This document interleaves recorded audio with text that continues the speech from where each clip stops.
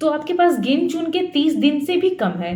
4 मई 2025 को आपका नीट है और आज 8 अप्रैल है, तो आपके पास 30 दिन से भी कम है। बट हमें अच्छा स्कोर करना, लाइक 350 प्लस तो हमें बायो में स्कोर करना ही है, तभी जाके हमारा बहुत अच्छा मार्क्स आ सकता है। बिकॉज बायो बहुत ही हाई स्कोरिंग सब्जेक्ट, आपके बायो में बहुत अच्छे मार्क्स आ सकते हैं, बस थोड़ा सा इफर्ट करना है, सिर्फ और सिर्फ रिवाइज करना और सिर्फ पढ़ना है।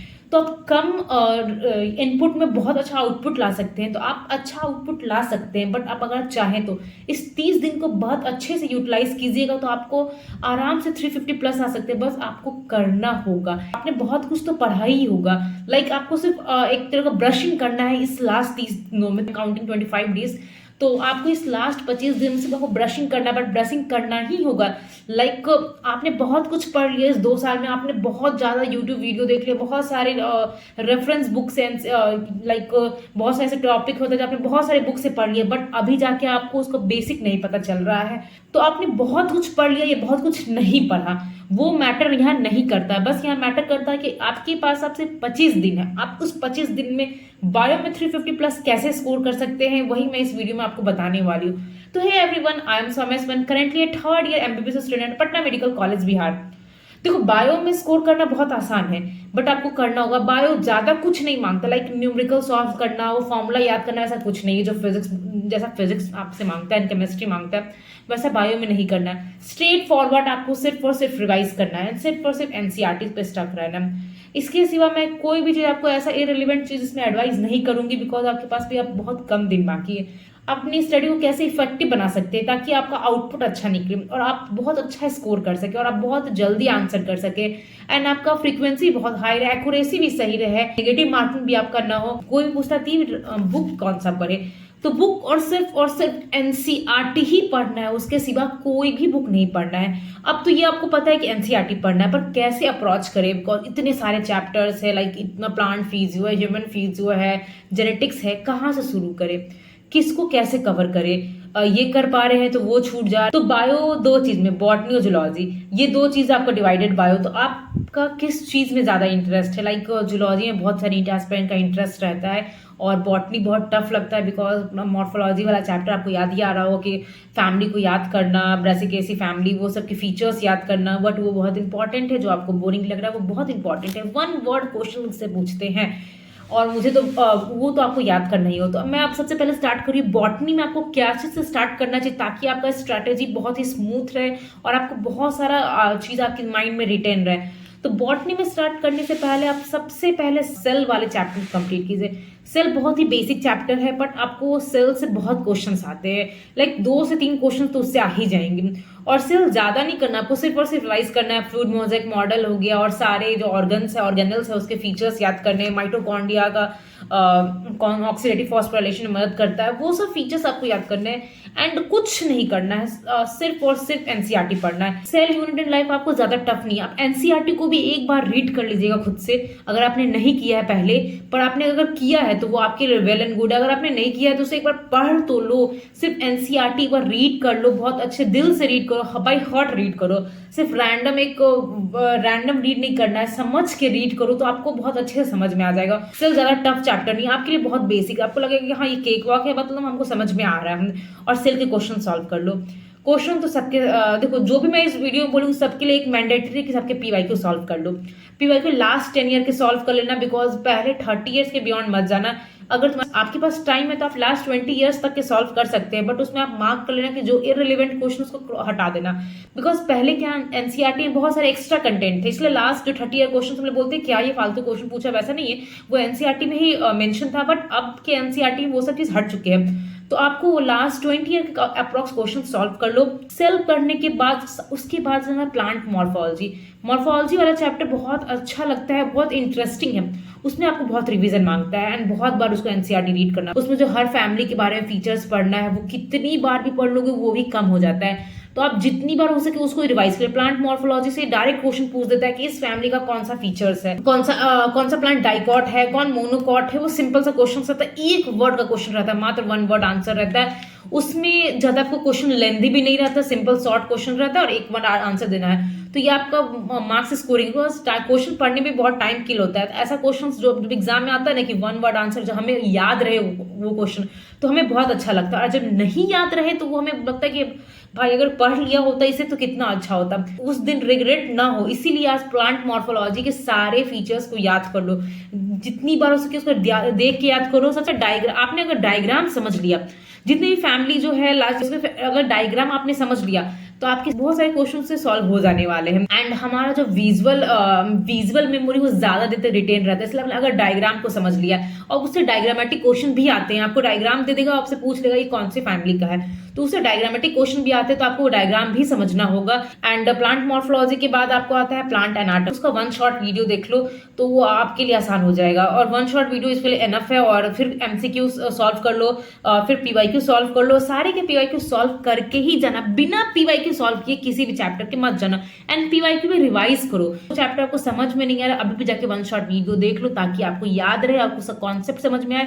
अगर आपको चैप्टर समझ में नहीं आ रहा तो एनसीईआरटी पढ़ने से भी कोई फायदा नहीं होने वाला है। टेस्ट में जो क्वेश्चंस रहते हैं वो बहुत ही फिल्टर्ड वे में रहते हैं, बहुत ऐसी जगह से वो खोज के फ्रेम करते हैं जहां हमारा ध्यान नहीं जाता, हम लोग उसे बहुत नेग्लेक्ट कर लेते हैं। तो आपके जो जो क्वेश्चन टेस्ट में आ रहा है उसको एनसीईआरटी में जाके हाईलाइट कर लो। मैंने यही किया था, मैंने सारे क्वेश्चन, जैसे कुछ क्वेश्चन मुझे समझ में नहीं आते थे कि ये कहाँ से पूछ रहा था, मैं जाकर एनसीईआरटी में सर्च करती थी कि एनसीईआरटी में है ये कहाँ, किस चैप्टर में। अगर चैप्टर मिल गया पेज ढूंढना, पेज ढूंढना, लाइन ढूंढूं, और लाइन मिल गया तो मैं उसे मार्क स्टार मार्क करके हाईलाइट करके उसको ऐसे हाईलाइट करके रख ले, ताकि मुझे समझ में आए कि मैं जब दोबारा उस एनसीईआरटी को पढूं तो मुझे पता होना चाहिए कि हाँ इस लाइन से क्वेश्चन फ्रेम किए गए थे। प्लांट फिजियो आपको वन शॉट वीडियो देखना पड़ेगा, अगर आपको कुछ नहीं समझ में आ रहा तो वन शॉट वीडियो देख लो, फिर पीवाईक्यू सॉल्व कर लो, हो जाएगा। बट अपने आप में थोड़ा बिलीव रखो, आपके पास अभी टाइम है, बस आपको प्रोडक्टिव आवर को बढ़ाना पड़ेगा। अब वो रिग्रेट करने का टाइम हमारे पास नहीं कि हमने वो लास्ट 2 साल में क्यों नहीं पढ़ा, काश पढ़ लिया होता, वैसा ऐसा कुछ नहीं सोचना। हाँ, हमें ये इस 30-25 दिनों में पढ़ के रहना है, जितना मैंने 2 साल में नहीं पढ़ा उससे ज्यादा मैं इस 25 दिनों में पढ़ सकती हूँ। आपके पास वो कैपेबिलिटी है, बट आप करना चाहे तो ना, आप चाहते हैं बट आप अपनी तरफ से एफर्ट नहीं दे रहे, बस सोच के रह जा रहे हैं, कमेंट कर ले रहे दी ऐसा हो नहीं सक रहा है, मेरे से मार्क्स नहीं आ रहे, बट आप अप्लाई नहीं कर पा रहे। वैसा हमें नहीं करना, आप जो सुन रहे हैं उसको अप्लाई करने का कोशिश कीजिए, देन आपके मार्क्स टेस्ट में ऑटोमेटिकली इंक्रीज करेंगे। आज 10 नंबर इंक्रीज कर रहा है, कल 20 नंबर इंक्रीज करेगा, फिर जाके आराम से आपके नीट में, लाइक मेरे टेस्ट में 570 मार्क्स आते थे, 580 600 मार्क्स आते थे। एंड कमिंग टू जूलॉजी में सबसे पहले आपको करना हो फिजियो से, ह्यूमन फिजियो आपने बहुत स्टार्ट किया है, आपने बहुत लाइक डाइजेस्टिव सिस्टम, ये सब आपके हार्ट, किडनी, ये सब चैप्टर्स बहुत इंटरेस्टिंग है, तो आपके इसमें बहुत अच्छे स्कोर आ सकते हैं। लाइक एनसीईआरटी से ही क्वेश्चन पूछते हैं तो बहुत आपका कॉन्सेप्ट तो पहले से पता ही है कि क्या किस ऑर्गन का क्या फीचर्स है, कैसे होता है, तो वो आप बहुत अच्छे से कर लीजिएगा। तो वो आपका जूलॉजी बहुत नीट एस्पिरेंट को इंटरेस्टिंग लगता है, इसलिए मैं बोल रही हूँ कि बॉटनी अगर टफ लग रहा है तो आप बॉटनी से स्टार्ट कीजिए, आपको जूलॉजी टफ लग रहा है तो जूलॉजी से स्टार्ट कीजिए। बट इसमें भी मैंडेटरी है एनसीईआरटी पढ़ना, सारे चैप्टर्स का एनसीईआरटी पढ़ने हैं एंड पीआईक्यू सॉल्व करना है। ह्यूमन फिजियो अगर जो चीज चैप्टर को समझ में नहीं है, लाइक टॉपिक जो समझ में नहीं आ रहा है, ऐसा नहीं है कि आपको चैप्टर समझ में नहीं आया तब पूरा वीडियो देखिए, एंड आपको पता है कि हमें ये टॉपिक नहीं समझ में आया तो पार्टिकुलरली वही टॉपिक का वीडियो देखिए, वही टॉपिक को सेलेक्ट करके उतना ही वीडियो देख ली। ऐसा नहीं करना कि 4 घंटे का वन शॉर्ट वीडियो है तो आप 4 घंटे लेके बैठे हुए हैं एंड वो वीडियो पूरा देख रहे हैं, आपको चैप्टर आता है बट वो टॉपिक समझ में नहीं आ रहा, आप उसके लिए 4 घंटा वेस्ट कर रहे हैं, ये आपके लिए सही नहीं है, आप अपने टाइम को किल कर रहे हैं। तो बिना, अगर आपको चैप्टर ही समझ में आ रहा है तो आप एनसीईआरटी पढ़ के क्या कीजिएगा, लाइक रट के तो मैं नहीं जाना, हमें समझना है। क्वेश्चन तो वैसे भी फ्रेम होते हैं ना, ट्विस्टेड क्वेश्चन भी फ्रेम होते हैं, तो हमें समझना भी है चैप्टर को। तो आप ह्यूमन फिजियो से स्टार्ट कर सकते हैं, तो आप ह्यूमन फिजियो स्टार्ट कीजिए। तो ये जूलॉजी बॉटनी में आपको ही पता है कौन सा चैप्टर कौन इंपॉर्टेंट है, बट ओवरऑल चैप्टर्स में बात करूँ, अब भी आप कॉन्सेप्चुअल चैप्टर पर फोकस कीजिए, लाइक जेनेटिक्स पे, मॉलिक्यूलर इनहेरिटेंस ऑफ बेसिस पे फोकस कीजिए, प्लांट फिजियो पे फोकस कीजिए, ह्यूमन फिजियो पे फोकस कीजिए।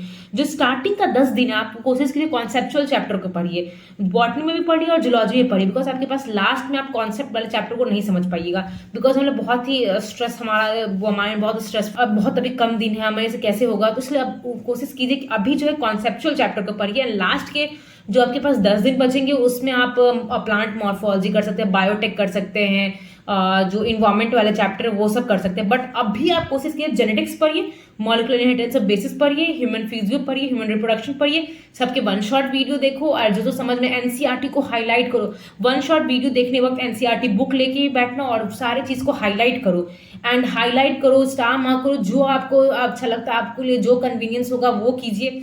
लाइक मैं तो हाईलाइट ही करती थी। एंड समरी को सारी के रीड कर लेना। समरी से भी क्वेश्चंस आते हैं, समरी में एक दो पॉइंट ऐसे रहते हैं जो कि आपको चैप्टर में नहीं मिलेगा, तो आपको समरी भी पढ़ना होगा।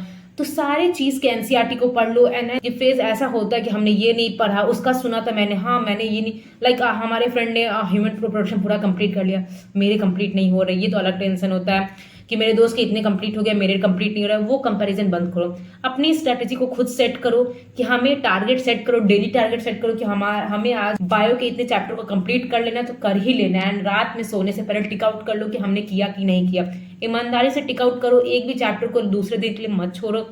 अपने प्रोडक्टिव आवर को बढ़ाओ, अपनी क्वालिटेटिव स्टडी करो। हमें क्वांटिटेटिव स्टडी नहीं करना, लाइक हमारे आवर्स काउंट कर रहे हैं। मैंने तो 18 घंटे पढ़ाई की है, मैंने इतना पढ़ाई किया, बट कंटेंट आपके दिमाग में कुछ नहीं है, तो ऐसा नहीं करना। हम 14 घंटे ही पढ़ रहे हैं, बस क्वालिटेटिव पढ़ रहे हैं। जो मैंने पढ़ा वो मेरे दिमाग में रिटेन है, दैट्स कॉल्ड क्वालिटेटिव स्टडी।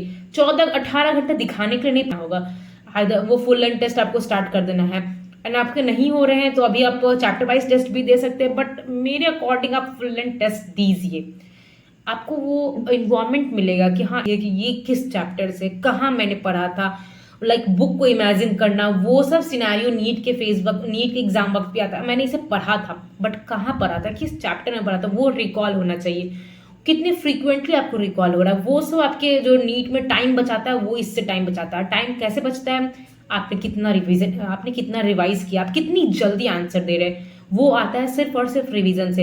है ना कि हमें पता होता है ये चैप्टर हमारे बाकी है ना। ऐसे रैंडम स्टडी करोगे तो पता चला कि आपने ह्यूमन रिप्रोडक्शन आज पढ़ा है, फिर 4 दिन बाद फिर ह्यूमन रिप्रोडक्शन लेके ही बैठे, बिकॉज हम लोग भूल जाएंगे। बिकॉज इतने सारे बुक, इतना सारी चीज पढ़ना है, तो हमें याद ही नहीं रहेगा कि हमें 2 दिन पहले ह्यूमन रिप्रोडक्शन पढ़ा है। तो आपको सारे चैप्टर्स के लिस्ट बना लेना है, सबके डेट मेंशन कर देना है कि 25 दिन के अंदर। तो आपको अपना टारगेट सेट करना है, इससे सारे चैप्टर्स कंप्लीट हो जाते हैं, उससे आपके सारे के पीवाईक्यू भी कंप्लीट हो जाएंगे एंड एमसीक्यू भी सॉल्व हो जाएंगे। तो इतना भी कर लिया तो आपके बायो में अच्छी खासी स्कोर आ सकते हैं। तो आई होप आपको ये वीडियो अच्छी लगी होगी। वीडियो अच्छी लगी हो तो hit the like button and subscribe भी करना है।